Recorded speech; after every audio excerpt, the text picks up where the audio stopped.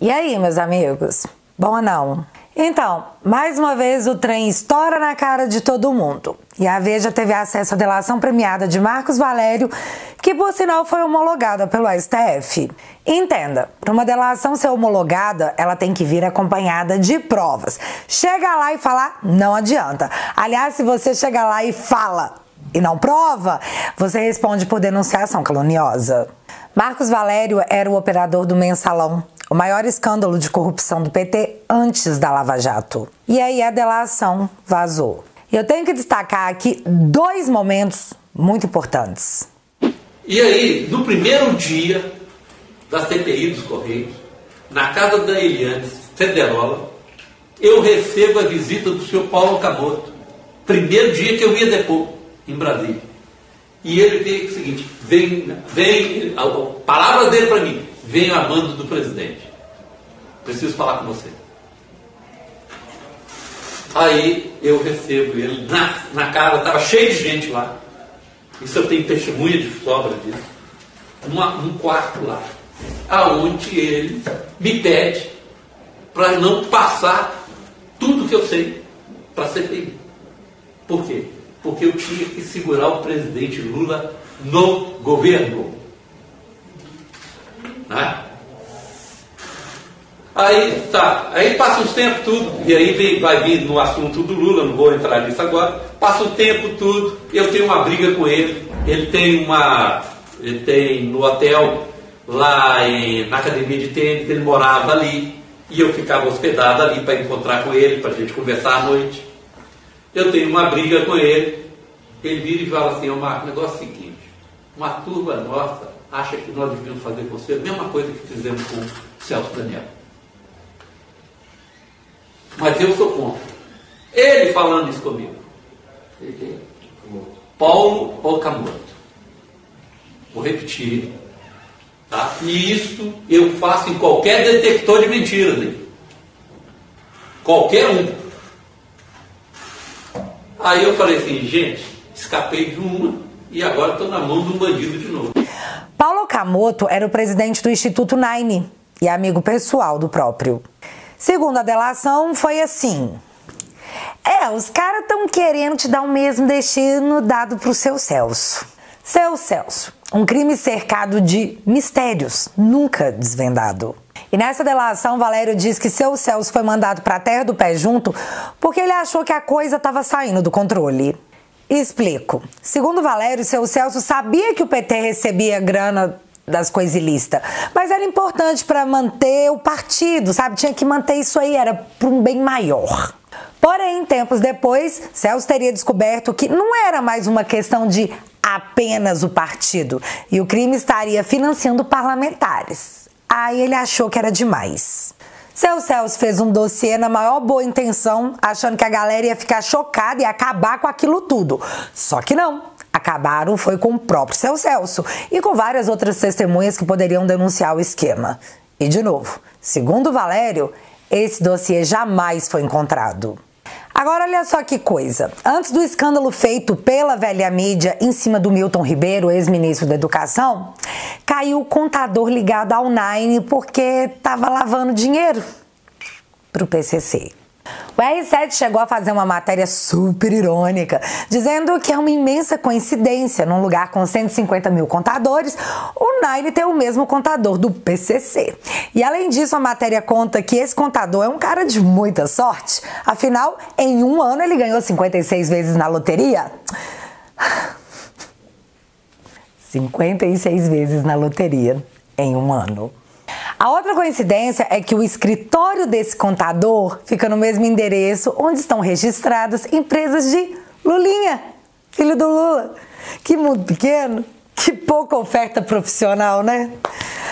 Ai, Deus.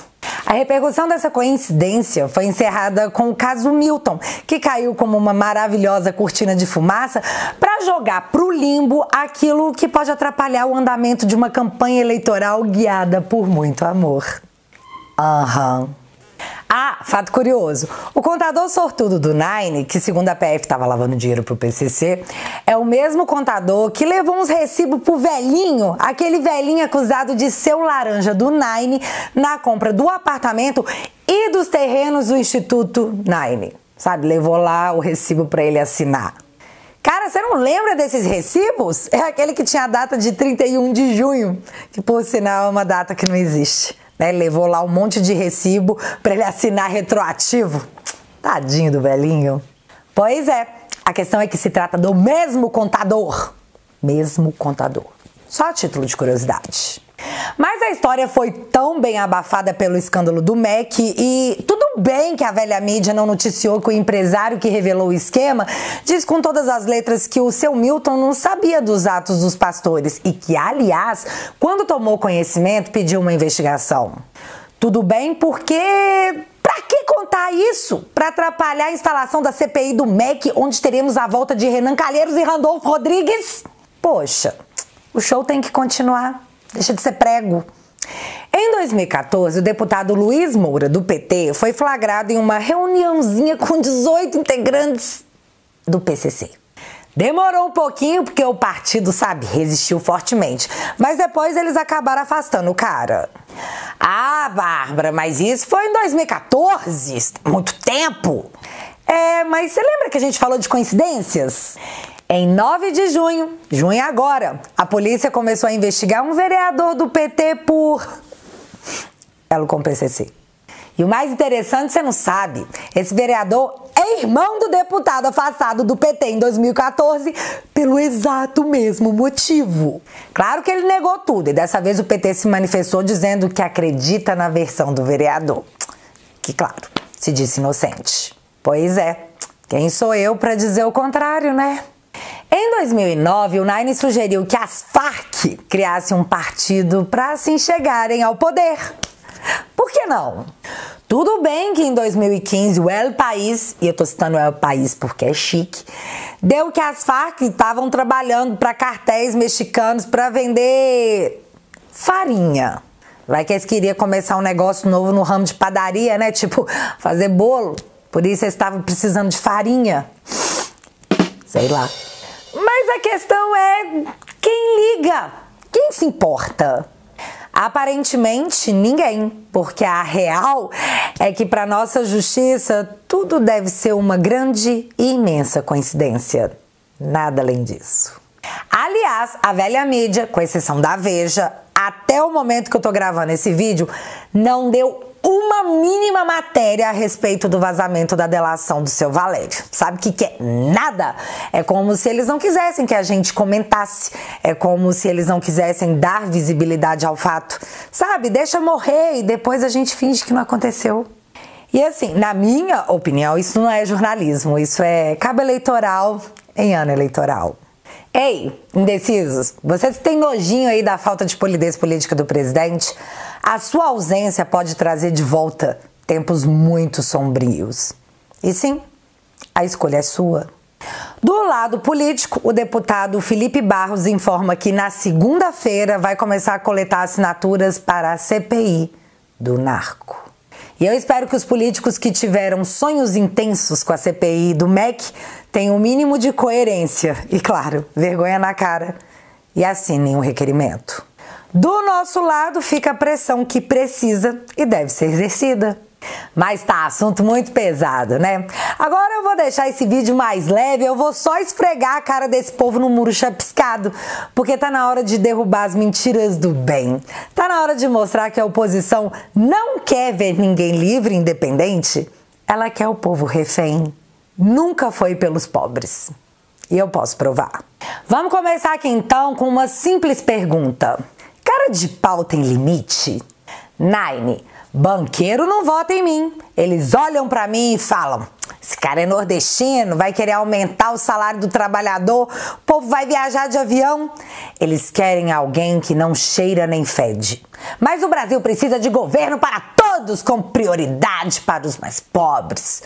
Que cara bondoso. Vem cá, o cara tá avisando toda semana que vai regulamentar a internet, a TV e o rádio, justamente para que ele possa mentir numa boa e manipular o passado de forma que ele simplesmente apague a verdade que pode desmenti-lo. Desde 2006, o Congresso em Foco contava pra geral que empreiteiras e bancos lideravam financiadores de Nine. E o porquê é muito simples. Na era Nine, bancos tiveram lucro recorde de 199 bilhões de reais. As empreiteiras eu nem preciso explicar, né? Então, seu descondenado, quem que você tá tentando enganar?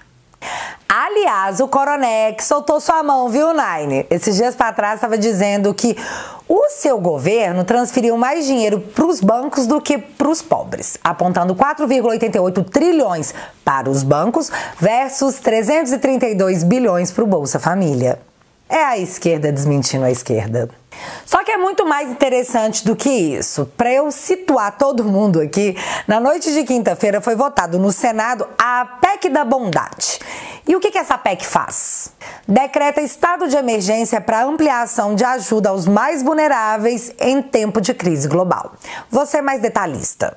Libera um auxílio combustível para caminhoneiros autônomos e taxistas, aumenta o Vale Gás de 53 para 120 reais e reajusta o Auxílio Brasil de 400 para 600 reais. Então, eu normalmente tenho as minhas críticas pessoais à liberação de recursos assistenciais em grande escala, mas a questão é que nós não estamos em tempos normais. A crise não é no Brasil, ela é global. Os nossos vizinhos argentinos estão experimentando 60% de inflação. Aliás, a Espanha, toda poderosa Espanha, chegou aos 10% de inflação com tendência de alta essa semana. Dia triste para a mídia que não pode culpar o Bolsonaro. Crise no mundo gerada pela pandemia, agravada pelo fique em casa e finalizada com uma guerra. Definitivamente nós não estamos em tempos normais. Dito isso, ajudar os mais necessitados sempre foi uma bandeira da canhotada, né? O Estado tem que prover para quem não tem. É quase um lema.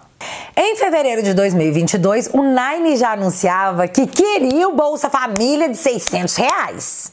Ou seja, foi praticamente um vota em mim, eu vou aumentar o benefício para 600 reais. Isso não é medida eleitoreira, não é, mas vota em mim.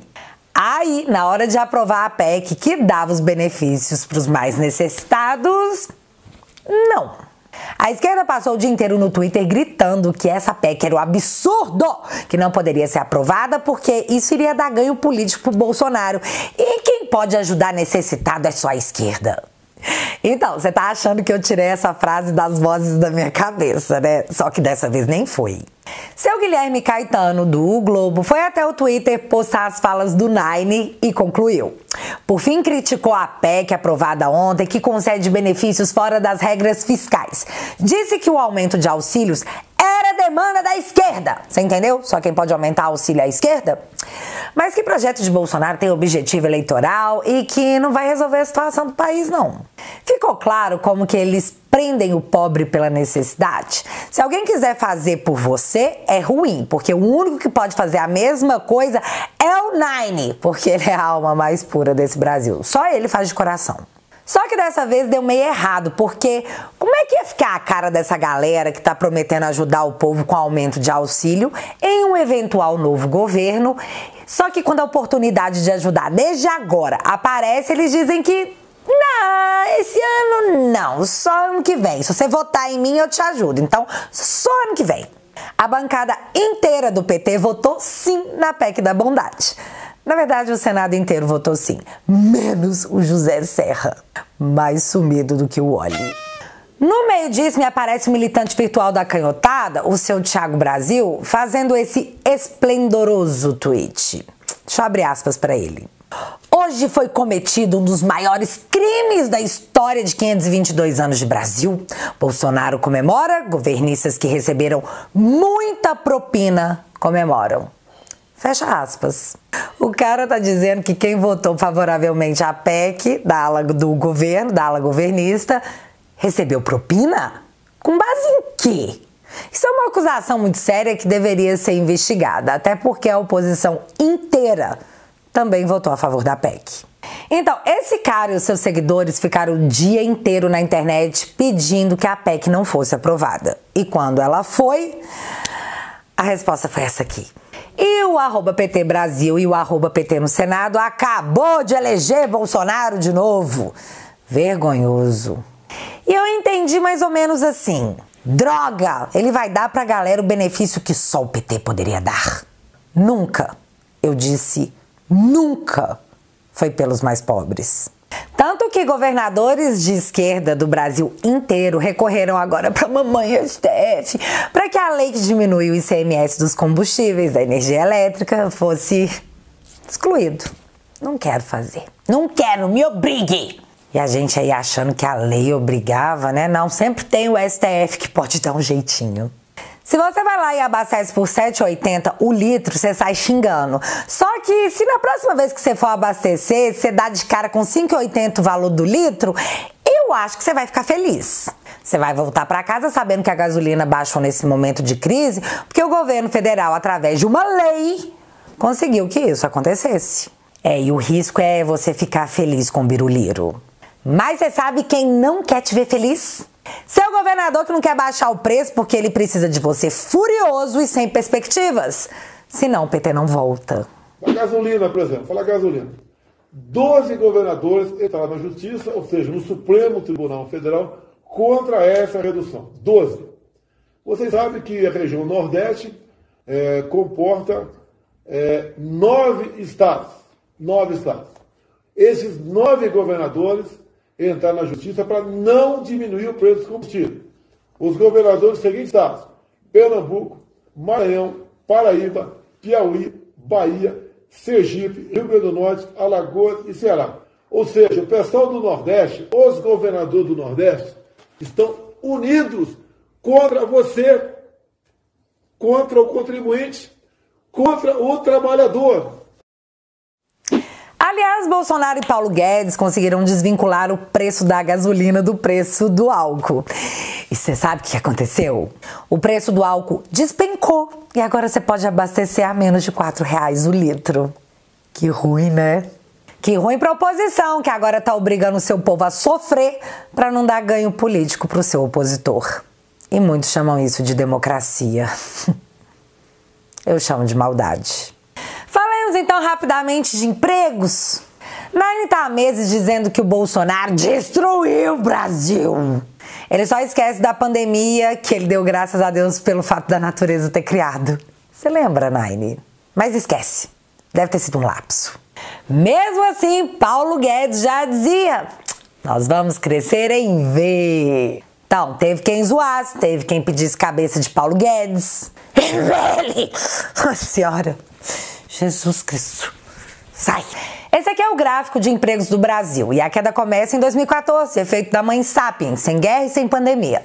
Logo após essa saída, começa a subir de novo. Já em 2019, primeiro ano de governo, dá uma mordidinha ali acima, mostrando uma crescente. Só que aí veio a pandemia e o fica em casa e o troço desabou. Pra logo na sequência começar uma subida que, oh meu Deus, é um V! Mais empregos que no nível pré-pandemia.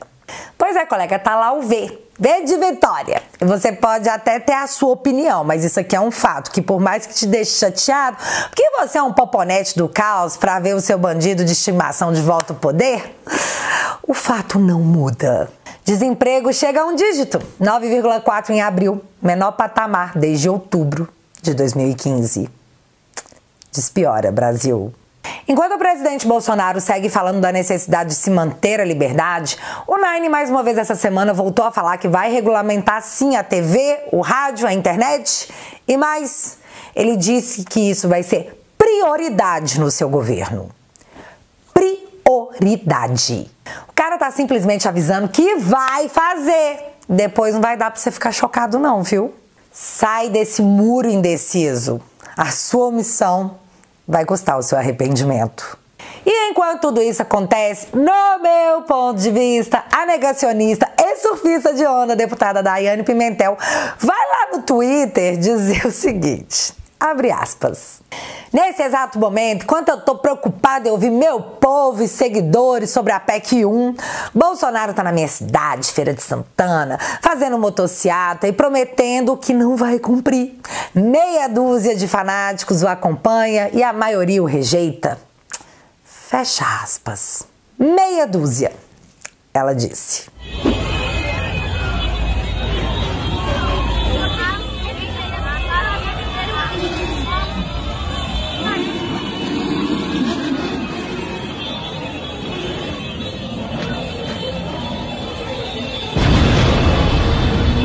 Meia dúzia o acompanham e o rejeitam.